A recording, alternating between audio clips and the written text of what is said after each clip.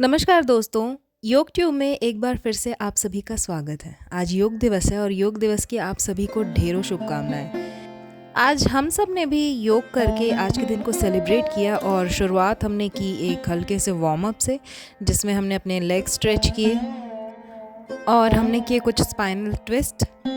योग करने से पहले बहुत ज़रूरी है कि हम अपने मसल्स को थोड़ा सा रिलैक्स करें, इसलिए वार्म अप करना बहुत ही ज़रूरी है।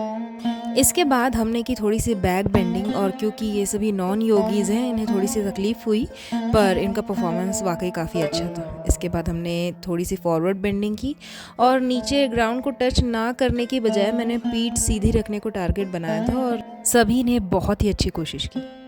इसके बाद हमने किया रेचक प्राणायाम, जिसमें हमें 3 सेकंड तक सांस इनहेल करनी होती है और इसके दुगने समय तक यानी कि 6 सेकंड तक इसे हम एक्सहेल करते हैं।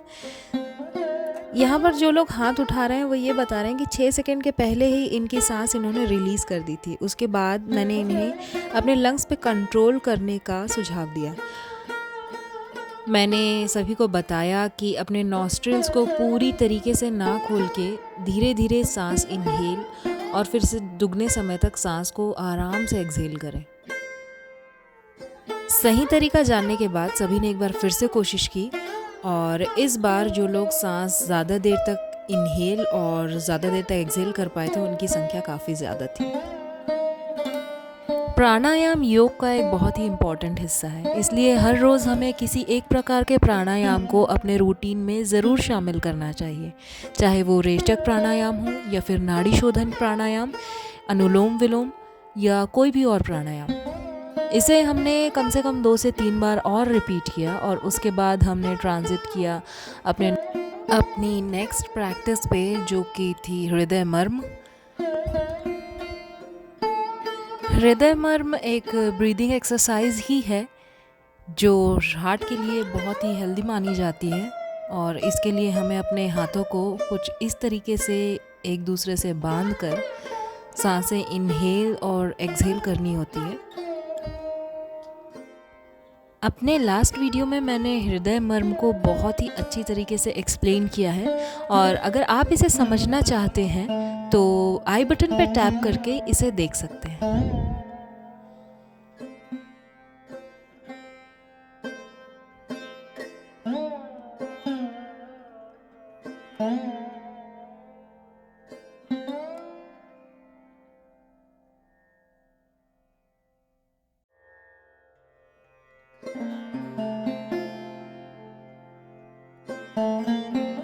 इसमें आप बिना किसी प्रेशर के सांस इनहेल करते हैं और फिर हाथों की सहायता से चेस्ट पे प्रेशर बनाते हुए हल्के से फोर्स के साथ सांस को एक्सहेल करते हैं। ये एक्सरसाइज आपके हार्ट हेल्थ को काफ़ी इम्प्रूव करती है और आगे हो सकने वाली बीमारियों से भी आपको बचाती है।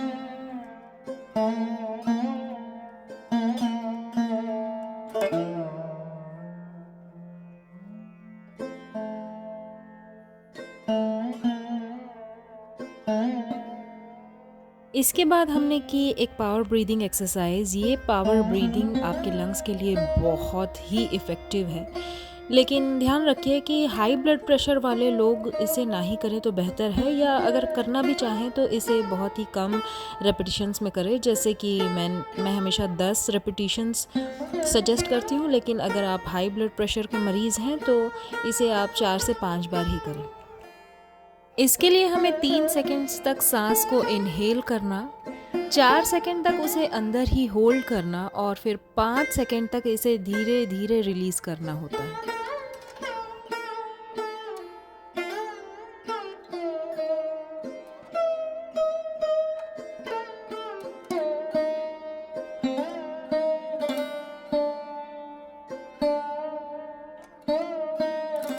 तो अब हमने शुरुआत की कुछ बहुत ही इजी पोजेस से, जिसमें से पहला था बाल आसन या चाइल्ड्स पोज। आसन करने के लिए अपने पैरों को मोड़कर एक स्प्लिट पोजीशन में बैठें और गहरी सांस लेकर रिलीज़ करते हुए नीचे इस तरीके से झुकें कि अपने माथे को ग्राउंड पे टच कर सकें।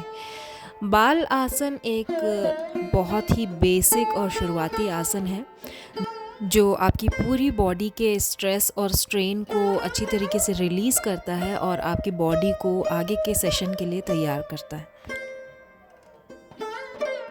इसके बाद हमने प्रैक्टिस की मंडूक आसन, जो कि डाइजेशन के लिए बहुत ही इफ़ेक्टिव माना जाता है। इसके लिए हाथों के मुट्ठी बांधकर हमें अपने नाभि के अगेंस्ट इसे प्रेस करना होता है और सांस इनहेल करके डीपली एक्सहेल करते हुए नीचे की ओर कुछ इस तरीके से झुकना होता है कि अपने सर को ज़मीन से टच करने की कोशिश कर सकें। इस पोस्चर को मेंटेन करते हुए कुछ सेकंड्स तक आप नॉर्मल ब्रीथ करें। 3 से 4 बार इनहेल और एक्सहेल करने के बाद वापस अपने न्यूट्रल पोजीशन पे आ सकते हैं।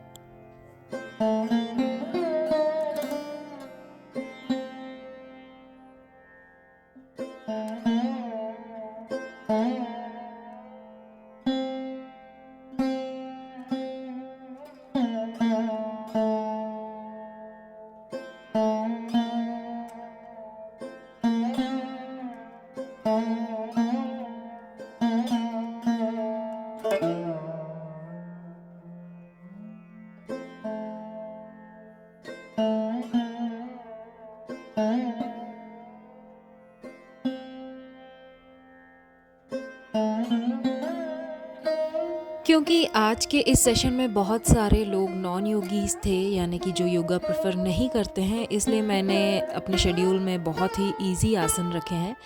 और नेक्स्ट जो आसन हमने किया वो था पवन मुक्त आसन। इसके लिए हम ज़मीन पे सीधा लेट गए और राइट पैर से शुरुआत करते हुए सांस इनहेल करके एक्सहेल करते हुए राइट पैर के घुटने को हाथों से खींचकर चेस्ट के ऊपर प्रेस करने की कोशिश की।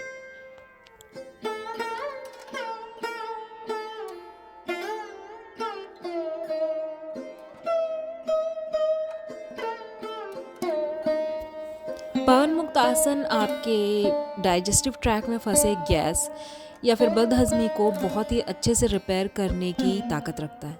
इसलिए ये एक ऐसा बेसिक आसन है जो हमें अपनी रूटीन में शामिल करना ही चाहिए। एक साइड से करने के बाद हमने इसे दूसरे साइड से एक बार फिर से रिपीट किया।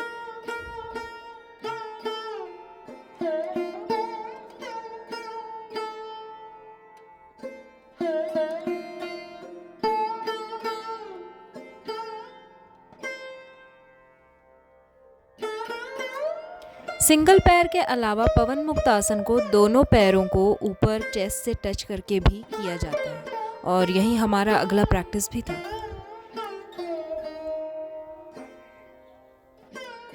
इसके बाद हमने प्रैक्टिस की कुछ स्टैंडिंग आसनास की, जिसमें से पहला था वाइड लेग स्ट्रेच।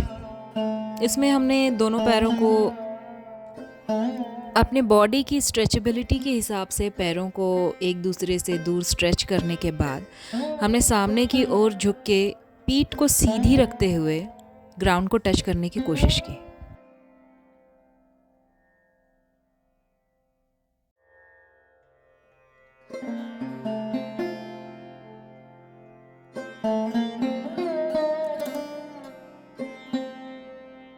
क्योंकि ज़्यादातर लोग योगा या कोई भी एक्सरसाइज नहीं करते थे, इसलिए पीठ को सीधा रख पाना उनके लिए एक बहुत बड़ा टास्क था। लेकिन जैसा कि आप देख सकते हैं, बहुत से लोग इसे बहुत अच्छी तरीके से कर पा रहे थे, खासकर वो छोटा सा बच्चा। और इसलिए कहा जाता है कि बॉडी को जितनी कम उम्र में स्ट्रेचेबल बनाया जाए, आगे के लिए उतना ही बेहतर होता है, जो हमें भी छोटी एज में नहीं पता था। और इसलिए हमें स्ट्रेचेबिलिटी अचीव करने में बहुत ज़्यादा मुश्किलें झेलनी पड़ी।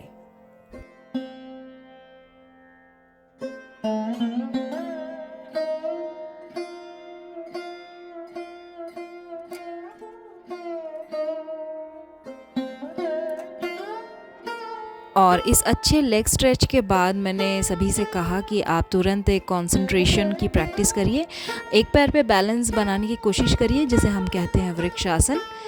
कुछ लोग तो इसे अच्छे से कर पा रहे थे, लेकिन बाकी लोगों से मैंने कहा अगर आपकी मैथ्स अच्छी नहीं है तो आप बैलेंसिंग भी बहुत आसानी से नहीं कर पाएंगे, और इसीलिए सब हंस रहे थे। हालाँकि मैं आपको बता देना चाहती हूँ कि बैलेंसिंग और मैथ्स का एक दूसरे से कोई ख़ास लेना देना नहीं है, क्योंकि बैलेंसिंग को कंट्रोल करता है हमारे दिमाग का एक भाग सेरेबेलम, जो कि हमारे स्कल के पिछले भाग में पाया जाता है। और मैथ्स और साइंस को कंट्रोल करता है पैराइटल लोब, जो कि हमारे फोर ब्रेन का हिस्सा होता है।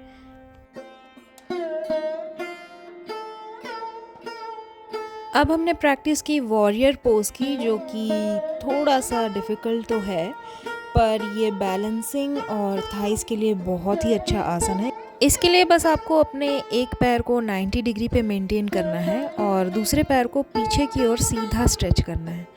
अगर आप इसमें बैलेंस बनाने में कंफर्टेबल हो जाते हैं तो आपको अपने हाथों को ऊपर की ओर जोड़कर पीछे की तरफ एक आर्क बनाना है। कुछ सेकंड्स तक इसे होल्ड करना है और वापस अपने न्यूट्रल पोजीशन पर आने के बाद एक बार फिर से दूसरी साइड से इसे रिपीट करना है।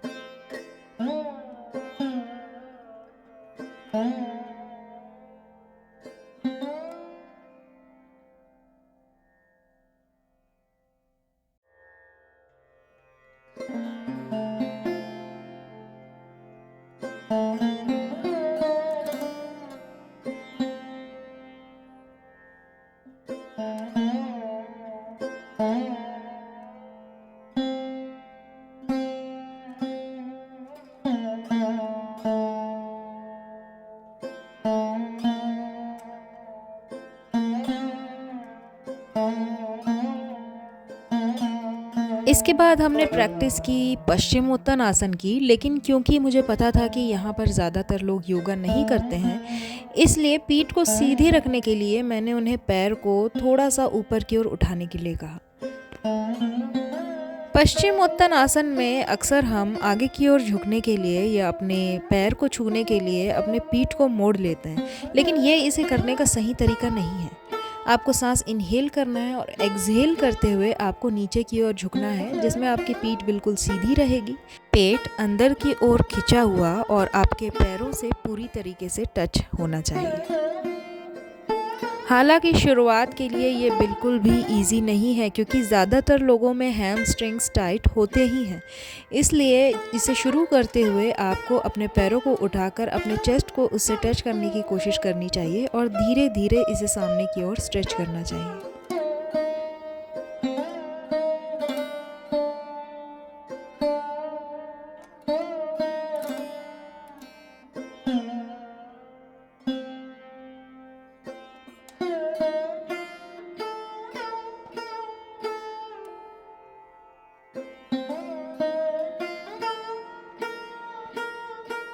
तो पश्चिमोत्तानासन के बाद हमने प्रैक्टिस की अर्ध मत्स्येंद्रासन की, जो कि यहाँ पर लोगों के लिए बहुत ही मुश्किल था, इसलिए मैंने इसे थोड़ा सा सिंप्लीफाई किया। इसके लिए मैंने स्पाइनल ट्विस्टिंग को ही टारगेट बनाया और वो भी लोगों के लिए कर पाना थोड़ा सा मुश्किल था।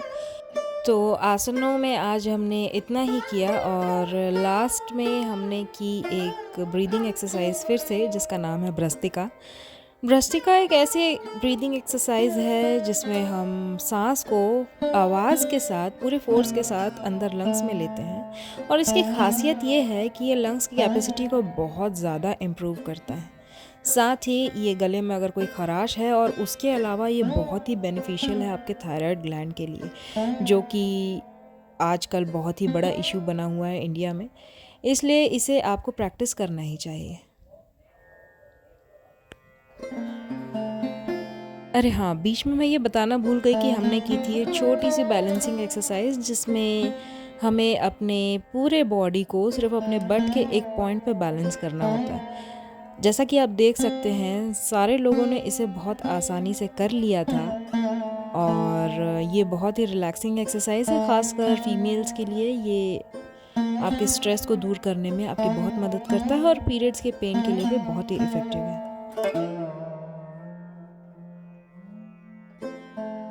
तो जैसा कि मैंने बताया कि आज हमने योग दिवस बहुत ही अच्छे से सेलिब्रेट किया और मेरी आशा है कि आपने भी इसे सेलिब्रेट किया होगा।